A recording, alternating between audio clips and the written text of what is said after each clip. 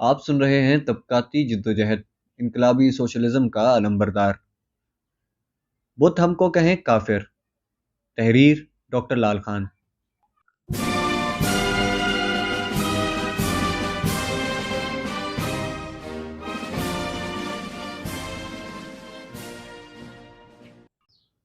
Secular اور liberal intelligentsia ہو یا پھر دایاں بازو، بظاہر متضاد نظر آنے والے یہ دونوں رجحان ایک بات پر خوب متفق ہیں کہ سوشلزم اور کمیونزم ختم ہو چکا ہے، اور سرمایہ کی حاکمیت چاہے سیکولر ہو یا تھیوکریٹک، انسانیت کا حتمی مقدر ہے۔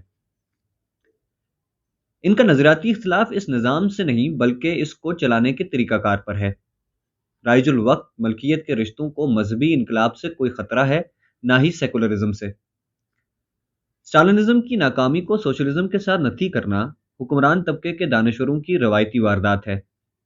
کسی منطقی دلیل کا دور دور تک اس سے کوئی واسطہ نہیں، لیکن ان میں سے تھوڑی سمجھ بوجھ رکھنے والے بھی اچھی طرح جانتے ہیں کہ طبقاتی سماج میں طبقاتی کشمکش کبھی ختم نہیں ہو سکتی۔ جب تک محنت کش طبقہ موجود ہے، محنت کشوں کی سیاست اور نظریات مٹ نہیں سکتے۔ جب بھی انہیں مارکسزم کے سائنسی دلائل لاجواب کرتے ہیں تو کمیونسٹوں کو کافر قرار دے کر مناظرے سے فرار کی روایتی روش اختیار کی جاتی ہے۔ دیانت، ضمیر اور اخلاص رکھنے والے بہت سے مذہبی لوگ انقلابی مارکسزم کے پرچم تلے لڑتے رہے ہیں۔ برصغیر کی تاریخ ایسی شخصیات سے بھری پڑی ہے۔ لینن اور ٹروٹسکی کی قیادت میں برپا ہونے والے 1917 کے بولشوک انقلاب سے متاثر ہو کر لا تعداد مسلمانوں نے کمیونسٹ پارٹی آف انڈیا میں شمولیت اختیار کی، جن میں شوکت عثمانی، گوہر رحمان، رفیق احمد، سلطان محمد، میاں محمد اکبر شاہ، میر عبد الماجد، فیروز الدین منصور، فدا علی، زاہد حبیب احمد، فضل الہی قربان، عبداللہ صفدر، مولوی عبدالرب اور رحمت علی زکریا وغیرہ سر فہرست تھے۔ کلکتہ میں قاضی نظر الاسلام اور مظفر احمد، اور لاہور میں غلام حسین، شمس الدین اور ایم اے خان کمیونسٹ پارٹی کے سرکردہ کارکنان تھے۔ شمس الدین حسن نارتھ ویسٹرن ریلوے یونین کے پریس سیکرٹری اور ایم اے خان جنرل سیکرٹری منتخب ہوئے۔ برصغیر کا پہلا کمیونسٹ اخبار انقلاب لاہور سے اگست 1922 میں نکالا گیا، جس کے ایڈیٹر غلام حسین تھے۔ اس کے پہلے اداریے میں لکھا گیا کہ سیاسی آزادی معاشی اور سماجی آزادی کے بغیر ممکن نہیں، اور سرمایہ دارانہ نظام میں معاشی اور سماجی آزادی نہیں مل سکتی۔ انسان کی آزادی کے لیے اس نظام کا خاتمہ ضروری ہے جو حکمران طبقے کا عوام پر جبر ڈھانے کا اعلی کار ہے۔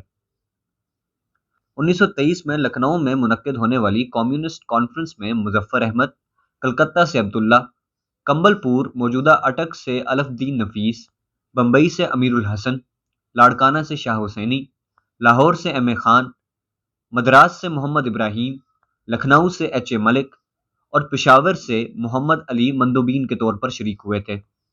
لکھنؤ میں ہی کمیونسٹ پارٹی آف انڈیا کی پہلی تاسیسی کانفرنس میں مولانا حسرت موہانی نے کلیدی کردار ادا کیا۔ ایک انتہائی دلچسپ داستان مولانا عبید اللہ سندھی کی ہے۔ وہ 1872 میں چلن والی ضلع سیالکوٹ کے سکھ گھرانے میں پیدا ہوئے۔ ماموں نے انہیں ضلع ڈیرہ غازی خان کے اردو مڈل سکول میں ابتدائی تعلیم دلوائی۔ 1887 میں انہوں نے بنیادی مطالعہ کے بعد اسلام قبول کر لیا۔ اگلے سال دارالعلوم دیوبند چلے گئے اور 1899 سے لے کر 1909 تک پہلے بطور طالب علم اور بعد ازاں بحیثیت استاد اس ادارے سے وابستہ رہے۔ برطانوی سامراج کے خلاف جدوجہد کے دوران انہیں 1915 میں کابل ہجرت کرنا پڑی، جہاں انہوں نے ہندوستان کی عبوری آزاد حکومت قائم کرنے میں بنیادی کردار ادا کیا۔ آہندرا پرتاپ اس حکومت کے صدر جبکہ عبید اللہ سندھی وزیر برائے امور ہندوستان تھے۔ اس جرم کی پاداش میں انہیں ریشمی رومال تحریک کی سازش میں ملوث بھی قرار دیا گیا۔ اس ضلع وطن ہندوستانی حکومت نے مدد کے لیے 1917 کے بعد نومولود بولشوک حکومت سے رابطے استوار کیے۔ آہندرا پرتاپ 1918 میں پیٹروگراڈ میں لیون ٹروٹسکی سے بھی ملے۔ کیپٹن ظفر ایبک اور دوسرے ساتھیوں کے ساتھ طویل مسافت طے کرنے کے بعد عبید اللہ سندھی 1922 میں ماسکو پہنچے۔ ظفر ایبک نے اپنی یادداشتوں میں ایک دلچسپ واقعے کا ذکر کیا ہے۔ عبید اللہ سندھی جب ہزاروں میل کا سفر کر کے ماسکو پہنچے تو ان کے پاؤں زخمی ہو کر سوج چکے تھے۔ ولادیمیر لینن کی بیوی کرپسکایا نے نیم گرم پانی میں نمک ڈال کر انقلابی نظریات کی پیاس میں اتنا طویل سفر کرنے والے عبید اللہ سندھی کے پاؤں دھوئے اور مرہم پٹی کی۔ دنیا کے تقریباً ایک چوتھائی رقبے پر قائم اس مزدور ریاست کے سربراہ کی اہلیہ کی اس عاجزی نے جو اثرات مولانا عبید اللہ سندھی کے دل و دماغ پر مرتب کیے ہوں گے، انہیں شاید الفاظ میں بیان نہیں کیا جا سکتا۔ سوویت یونین میں عبید اللہ سندھی نے بولشوک مزدور ریاست کے سیاسی، سماجی اور معاشی نظام کا مطالعہ بہت قریب سے کیا۔ اس کے بعد وہ استنبول کے سفر پر روانہ ہوئے، جہاں انہوں نے سوویت جمہوریہ کی طرز پر ہندوستان جمہوریہ کا مجوزہ آئین مرتب کیا۔ جمہوریہ ہندوستان میں سرمایہ داری کا مکمل خاتمہ، ذرائع پیداوار اور ریاستی انتظام پر محنت کشوں کا کنٹرول اور بنیادی سہولیات کی ہر فرد تک فراہمی اس دستور کے کلیدی نکات تھے، جس کو حتمی شکل انہوں نے ستمبر 1924 میں دی۔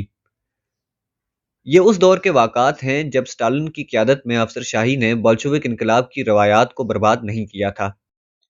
اس عہد میں اقبال نے مارکسزم اور بولشوک انقلاب کی پذیرائی میں کارل مارکس کی آواز جیسی کئی نظمیں تحریر کی۔